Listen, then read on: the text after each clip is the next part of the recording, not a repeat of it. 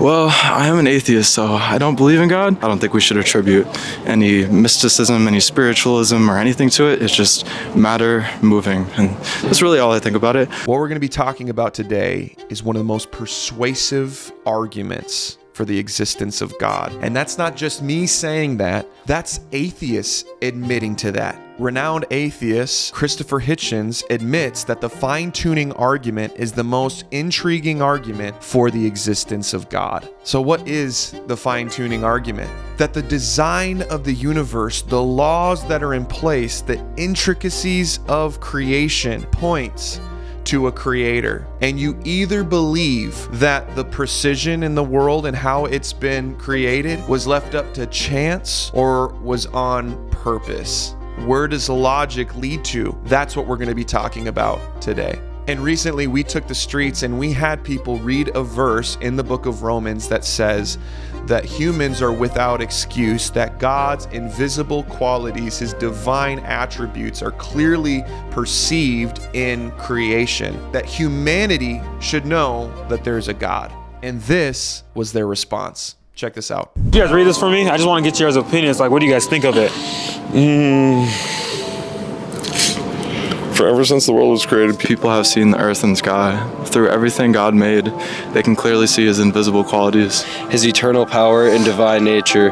So they have no excuse for not knowing God. What do you think about that? I think a lot of people have different beliefs, and I think that we all have our own idea of what God is, or like whatever gods you believe in or spiritual power. But I think that makes sense. If you have that existence, you can't deny that there might be something out there for you. What do you think about that? Well, I am an atheist, so I don't believe in God, but I think you can see the beauty of nature everywhere, and how nature is developing is through contradiction. Like at all levels of nature, there contains a contradiction which creates this movement. Like within atoms, there's positive and negative charges that are consistently going around each other, creating this movement within atoms. And this is just one example of contradiction that's able to be observed at all levels of nature. I don't think we should attribute any mysticism, any spiritualism, or anything to it. It's just matter moving, and that's really all I think about it. yeah, I mean, something had to have made all this, you know what I mean? And so this is a Halloween costume, full disclosure. It's ironic. Something had to have made all this, I feel like there's definitely a reason why, so much in nature looks like what's in our bodies, what looks like in space, you know what I mean? There's definitely, a oneness, you know what I mean? And, once you, realize it, right, you realize that, we are all just kind of one person, God's in every one of us, you know what I mean? So they have no excuse for not knowing God. What do you guys think about this? I think it's a pretty powerful quote. That's a good one right there. Do you guys think that everything in here came just from nothing, or do you believe that God created everything? I'm a little indifferent, but I'd definitely say I think God created it. Yeah, I think it's a little bit of a mix, because there's still some science out there about how the universe started, but there's a lot of unknown, so maybe that unknown is where God comes in. I think it's sort of talking about just, the creation God has made, quietly over time, creating earth, creating, the sky, the ground we stand on, the below, the ocean. So I think it's sort of a bit of that. And I feel like it's saying, because of it, there's no excuse for not knowing who God is or his presence, basically, I think, yeah. Do you think all this stuff around here in this world came from nothing, or do you think God created it? Just personally, your belief? It is a very polarizing thing for sure, because I did grow up in the church, but that is something I have left. I still have a relationship with God, but on my own terms because of mistreatment from it. I believe that it's a culmination of both a little bit. People talk about science is the only way, God is the only way. I think there's a connection between science and God. God talks about creating the world in 7 days. What does 7 days look like to God? It could be millions of years of time being evoluted, so maybe that's his own image. I think there is a connection between God and science, and I don't think people talk about that a lot because it's always one person's way or the other person's way. So I feel like those are both interconnected.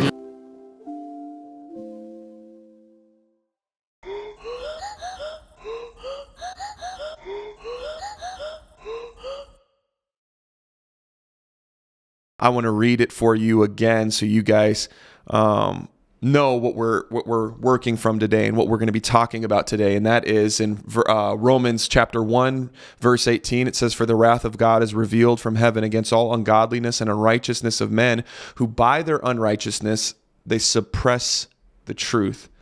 For what can be known about God is plain to them," meaning it's obvious. It hits you on in the face when you walk out the door, because God has shown it to them. For his invisible attributes, namely his eternal power and divine nature, have been clearly perceived ever since the creation of the world, and things that have been made, so they are without excuse. So the whole thing of what we're going to be discussing today is that creation points to a creator. And what we want to do in this series is we want to put a pebble in your shoe that although we're not making an argument for the Christian God, but we are coming against the lie of atheism that says there is no God. And we want to bring you one step closer to the belief of there being a creator and a purpose behind creation. Because there are a lot of people who assume that we need to grow out of religion, that haven't we matured enough to stop believing in tooth fairies, Easter bunnies, and fairy tales.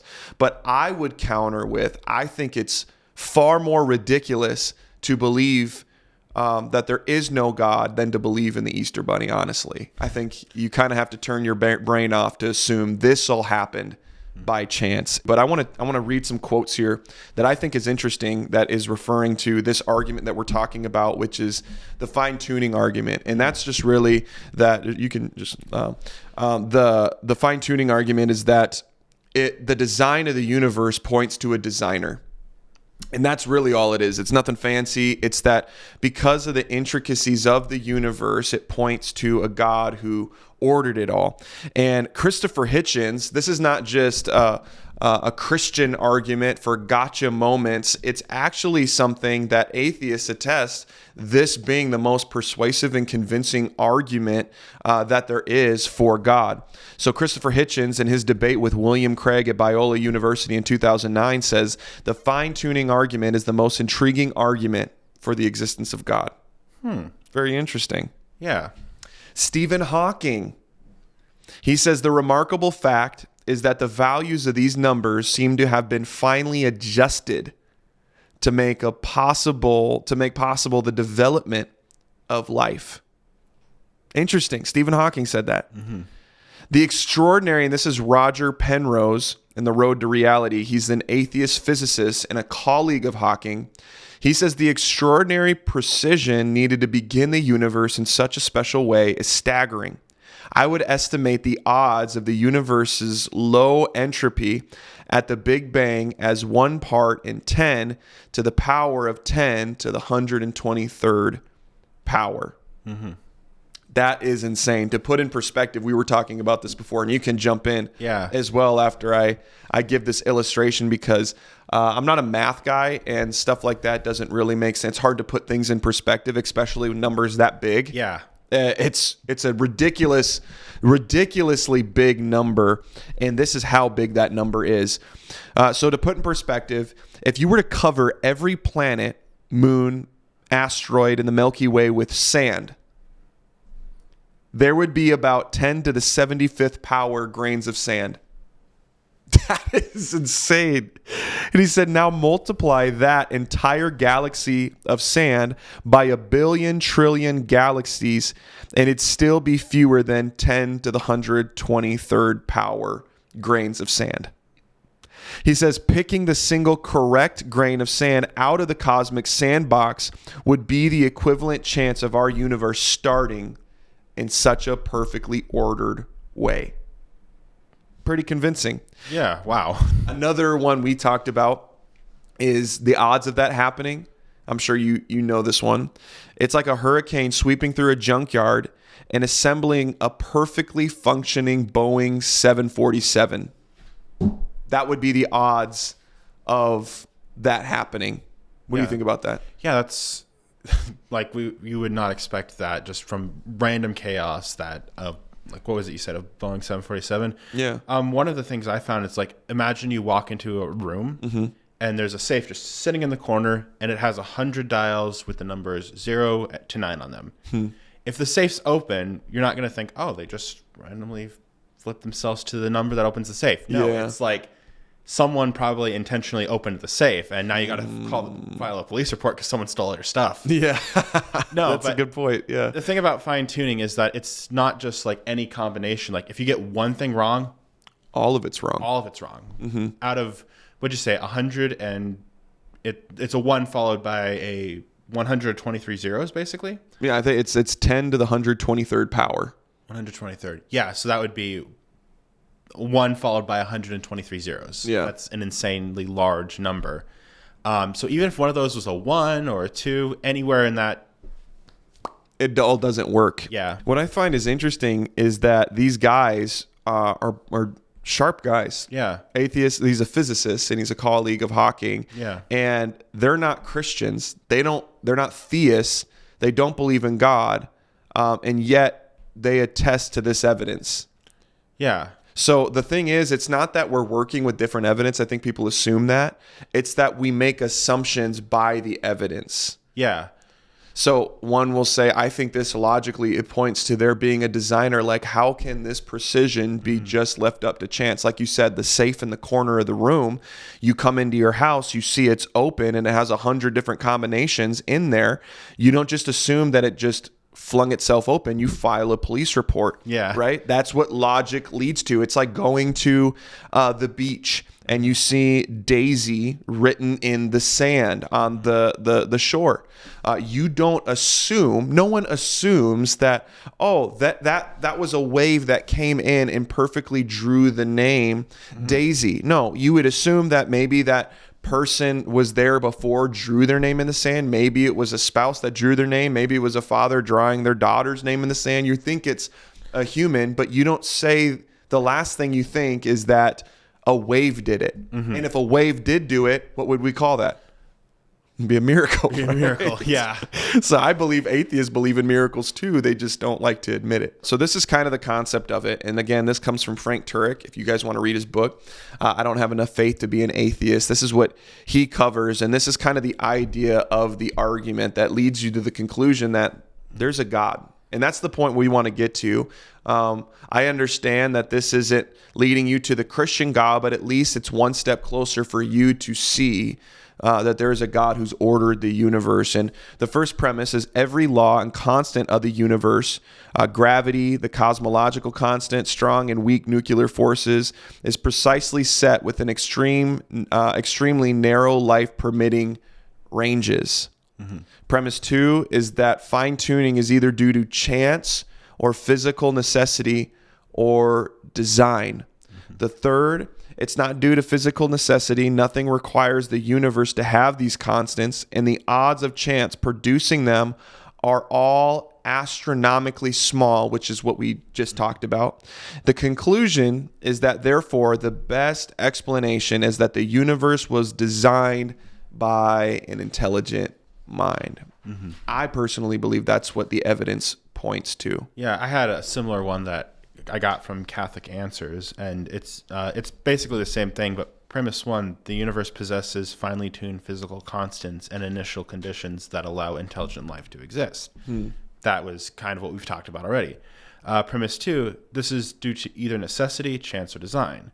And it was not due to necessity or chance for the reasons you just explained. And therefore, fine-tuning of the universe is the work of a designer. So they kind of came to the similar things you did. The conclusion, yeah. Richard Dawkins says that the universe we observe, and again, an atheist, if you guys don't know who that is, he's an atheist. The universe we observe has precisely the properties we should expect if there is.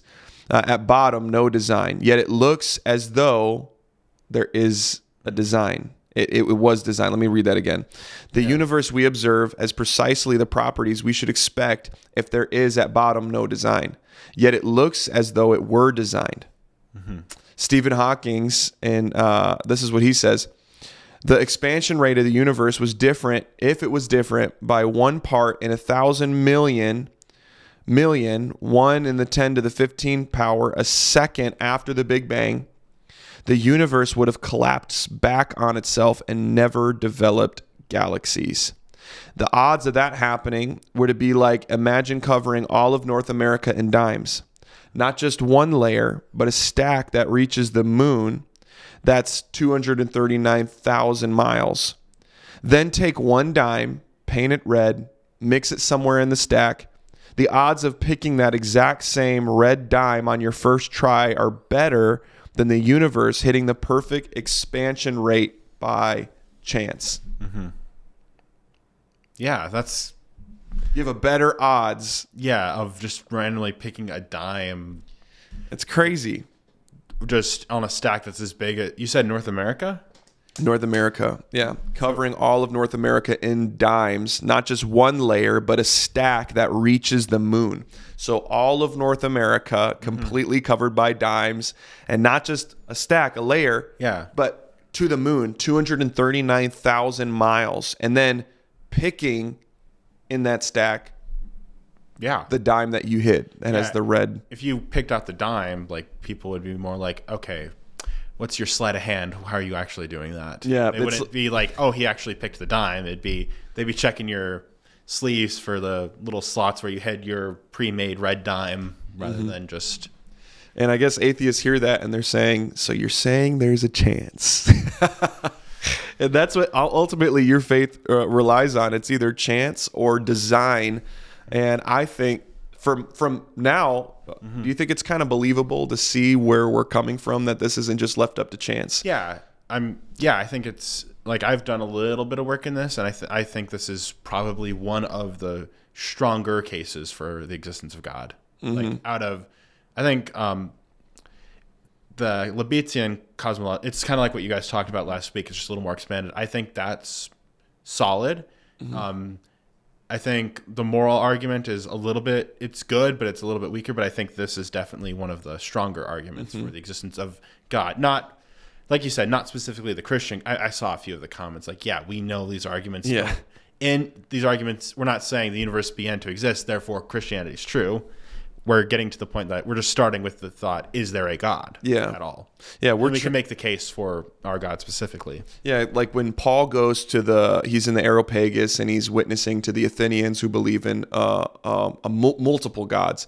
There's a quote by someone at the time of Paul that is a secular author, and he says that you're more likely to happen upon a god than you are a man in Athens, because there were so many gods. There's a pantheon of gods. And Paul is provoked in his spirit to go and preach to them. His heart was broken. He wanted to go preach to them. And so the way in which he reaches this people that are far from atheists, he preaches to them, and he finds a way. And the way in which he finds his ability to preach to them is he sees among one of the temples that they had an inscription. It says, marked to the unknown God. And he found his way. Yeah. So they, by doing that, admitted that they could be ignorant, that they were still coming upon other cultures, other gods, and they didn't want to miss anything. And so they admitted ignorance. And so Paul uses that and says, hey, you know, this unknown God that you're speaking of, you'd be correct. And he goes, I appreciate your religious fervor and your zeal. And he goes, but you are missing someone. And then he identifies Jesus, and he's able to preach about him who's the judge of the universe, and he finds his way in there, but he meets them at their level. So what we're trying to do, and like you said, we did get comments on the last video that were saying, oh, how did this prove the Christian God? Well, we're not trying to do that now.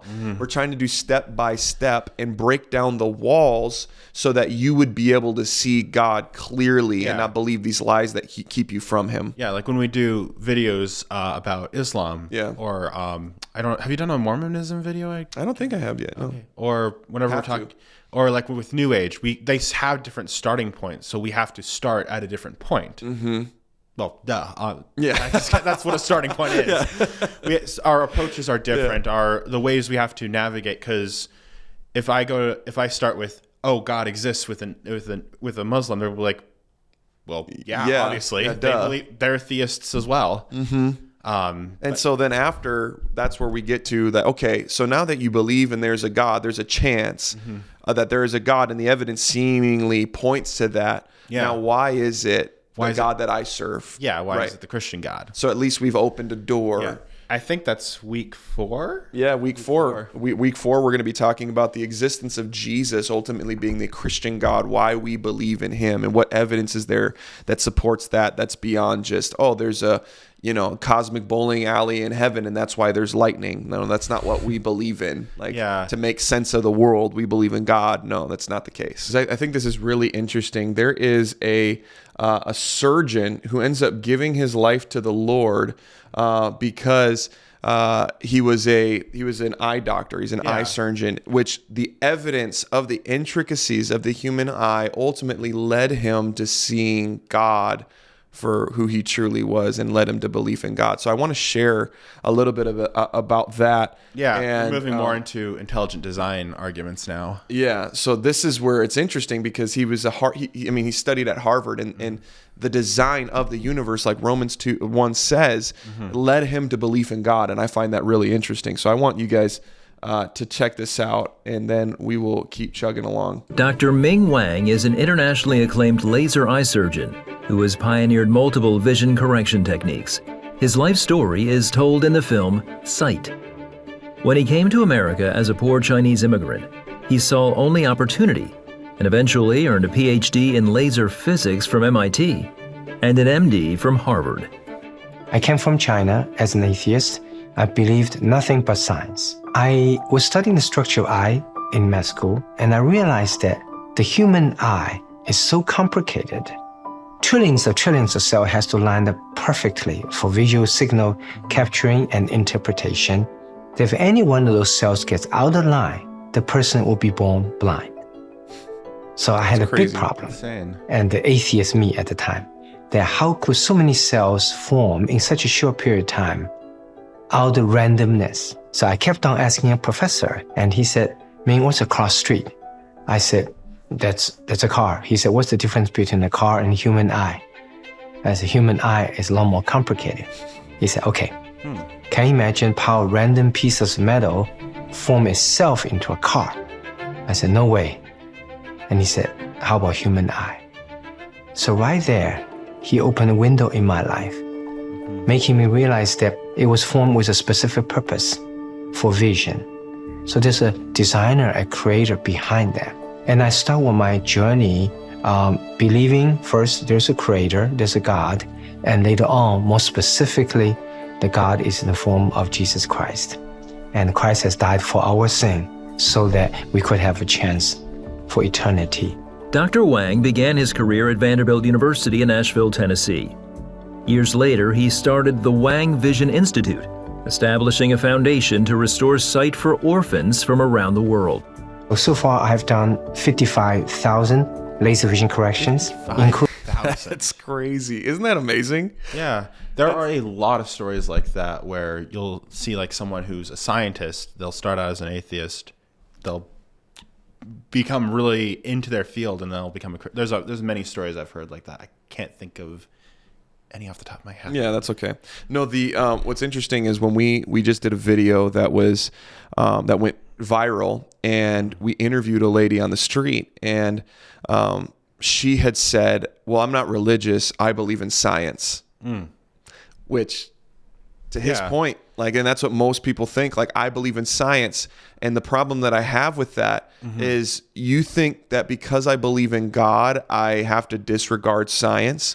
No, it's actually, which is so cool, the study of science leads me to my belief in God. Like, I have a friend, shout out my buddy Oneka, who's actually in his residency right now. He's becoming a doctor. Oh, yeah. You've met him. I've met him. Yeah.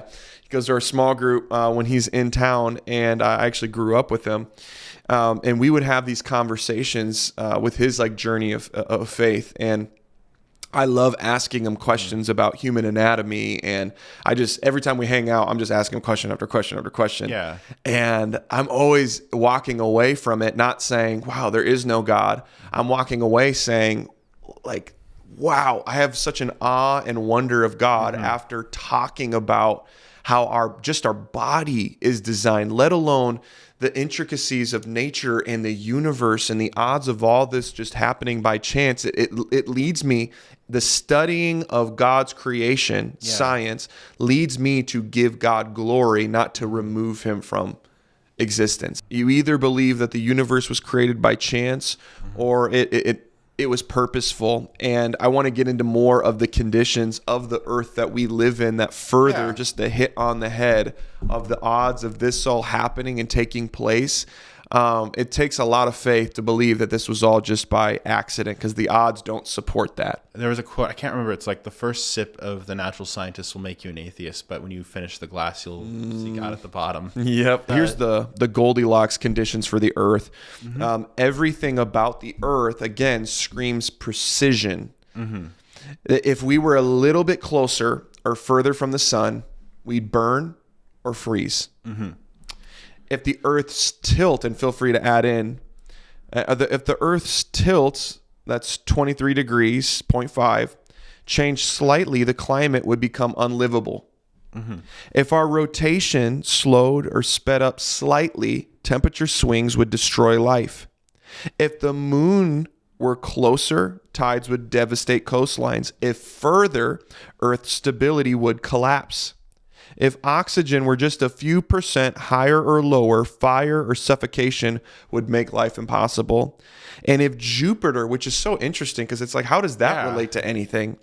If Jupiter weren't in its orbit, its gravity wouldn't shield us from deadly asteroids. Earth would be pelted into extinction. So it's like a cosmic vacuum that shields us. I've heard a lot of those. It's kind of mind-boggling when you think about it. Oh yeah, all of this stuff is this is interesting, and we're just going to keep getting into these facts. Our solar system, to put in perspective, is a Our solar system is a microscopic speck inside the Milky Way, which holds 400 billion stars. Yet the exact positioning of the planets, the fine-tuned forces, and the cosmic balance all align to make life on one tiny blue dot possible. Now, how small are we really? And this is so interesting that if any of this changed by a hair, we wouldn't exist. The precision and how the order of the planets, the universe, the stars, we wouldn't exist. So if the Milky Way were the size of North America, our entire solar system would fit inside a coffee cup. Wow. And Earth would be smaller than a single atom inside that cup.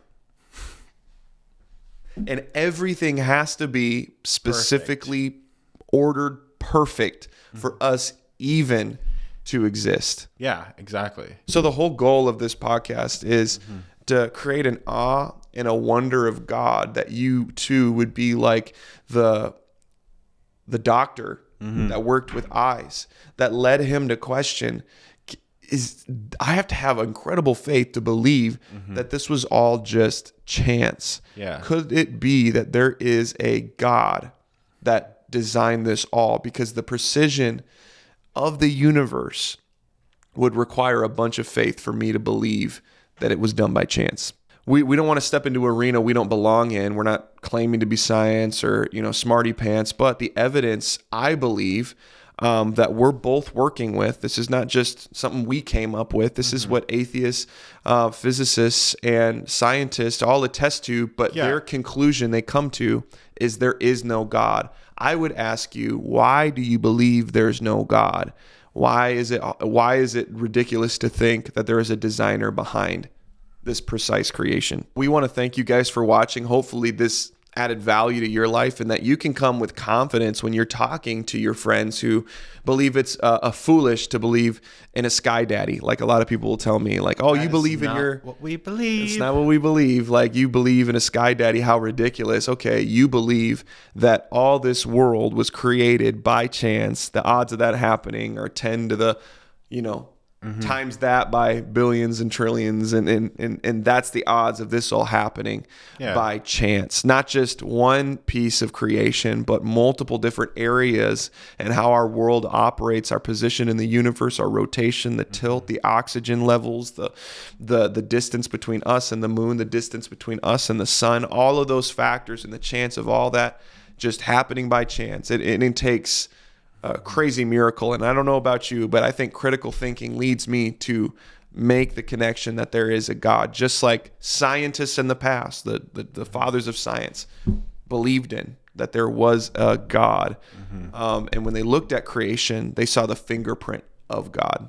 So thank you guys for watching. If you like this episode, make sure that you like the video. Share this with a friend. And also comment. Let us know what you thought about this, or any observations you made, or any other evidence that you would like to share with us. We'd love to be able to look at that and read that. And hit the subscribe button and the notification bell so you don't miss out on any of the future episodes that we post. We love you guys. We hope this bless you. We'll see you later.